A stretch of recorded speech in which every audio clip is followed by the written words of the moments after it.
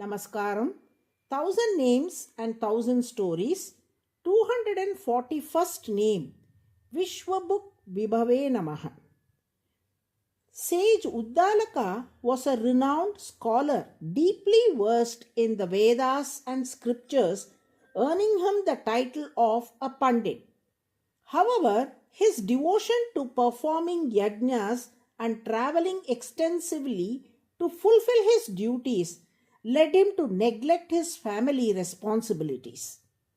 One day he called his son Shvetaketu and asked, "How old are you?" Shvetaketu replied, "I am 12 years old."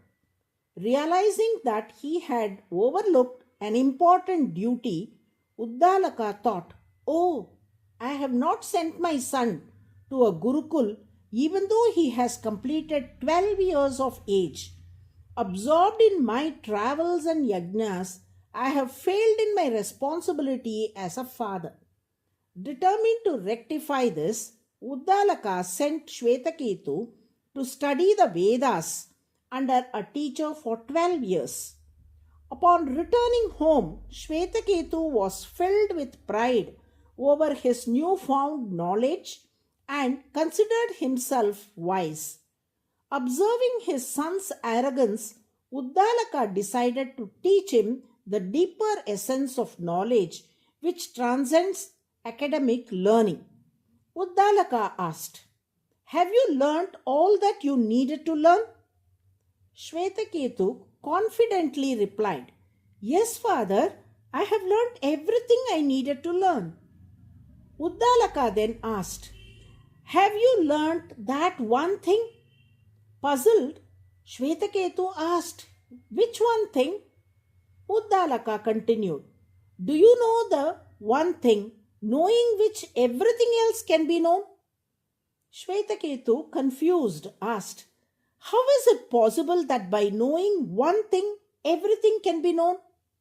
Uddalaka then revealed the profound teaching, Tattvamasi, meaning "you are that."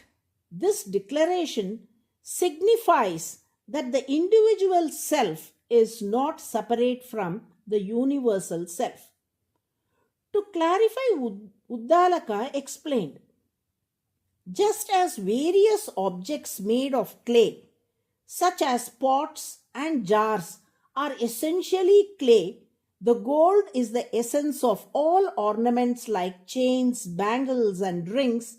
Similarly, the Brahman is the essence of all forms in the universe. By knowing Brahman, the ultimate reality, one understands that all forms are manifestations of the same essence. He emphasized, everything originates from Brahman, exists in Brahman, and ultimately merges back into Brahman. The distinctions we perceive between ourselves and the universe are mere illusions. Once we grasp this unity, we transcend fear, ego, and limitation. Realizing this truth leads to liberation, a state of eternal peace and freedom. Shvetaketu then asked, "Where is this supreme reality, this Brahman?" The concept is further explored in Vedartha Sangraha, a profound philosophical treatise by Sri Ramanuja. Through Uddalaka's teachings, Shvetaketu was guided to recognize his oneness with ultimate reality. Understanding Tattvamasi fosters equanimity. By realizing that the same Brahman resides within all beings, one transcends hatred, jealousy, and conflict, cultivating harmony and compassion instead. The dialogue between Uddalaka and Shvetaketu is recorded in the Chandogya Upanishad. Why should Brahman reside in all things created by himself? The Taittiriya Upanishad explains this through a phrase, Prajapati Praja सृष्ट्वा प्रेणानुप्राविशत्. This verse describes the act of creation and sustenance. Prajapati means the creator or Brahman manifests the universe and all beings and then enters them as their life force, prana, consciousness or essence. This divine entry breathes life into lifeless forms, enabling them to experience existence.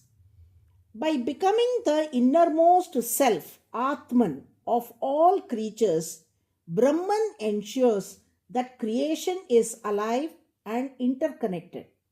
Thus, the Lord is celebrated as VISHWABHUG, the 241st name in the Vishnu Sahasranamam. Vishwam means the world, Bhug refers to the protector or sustainer of the universe, Vibhu signifies the all-pervading one.